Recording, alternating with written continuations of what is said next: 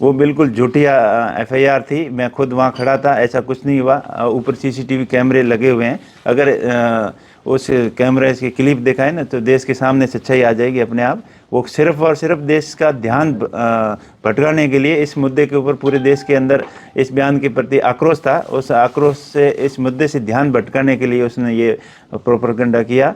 और वैसे प्रदर्शन करना विपक्ष का काम होता है। वो कुछ घायल नहीं है, बिल्कुल झूठी है। और मैंने खुद देखा है, मेरे सामने की घटना है और कोई धक्का मुक्की नहीं हुई। वो आपस में बिल्कुल जैसे चल रहे थे तो आपस में वो बुजुर्ग आदमी थे, थोड़ा सा डिसबैलेंस होके नीचे गिर गए थे। बाकी किसी ने उनको धक्का नहीं दिया था और ना कोई गंभीर चोट लगी है। ये खाली सिर्फ देश का ध्यान भटकाने के लिए ये झूठे और इस तरीके के प्रोपेगेंडे हैं। बाकी इसके अंदर कोई सच्चाई नहीं है। राहुल जी क्यों धक्का देंगे? हम तो बिल्कुल साथ में थे, ऐसी कोई धक्का मुक्की वाली बात ही नहीं हुई थी। और हम तो वहाँ पर जो अम्बेडकर जी का अपमान किया था उसके खिलाफ अपना प्रदर्शन कर रहे थे और शांतिपूर्ण तरीके से पार्लियामेंट के अंदर जा रहे थे। तो बीजेपी की महिला सांसदों ने और पुरुष सांसदों ने मिलकर ज़बरदस्ती रास्ता रोका और हमारे सामने आकर टकराव करने की स्थिति में आए, लेकिन हमने वहाँ शांति बनाए रखी और ऐसी कोई घटना नहीं हुई। ऊपर 2 बड़े सीसीटीवी कैमरे लगे हुए हैं। अगर उसकी क्लिप सामने लेके आ जाए, अगर उसमें अपने आप सच्चाई का पता चल जाएगा।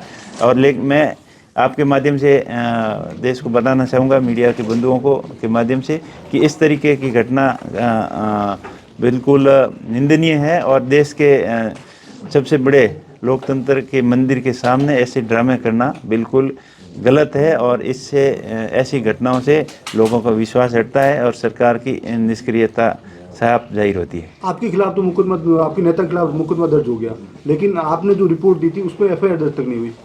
वो तो बिल्कुल, मैं कह रहा हूँ ना, ये मनमानी कर रहे हैं। हमने तो छोटे शहरों के अंदर या छोटी मोटी घटनाओं के मामले में ऐसे सुना कि पुलिस स्थानीय लोगों के दबाव में, नेताओं के दबाव में कार्रवाई नहीं कर रही है। पर वहाँ इतना बड़ा पार्लियामेंट के सामने ऐसी घटना होना बिल्कुल निंदनीय है। और सरकार की हम घोर निंदा करते हैं कि इस तरीके का कृत्य करना देश के सामने ठीक नहीं है।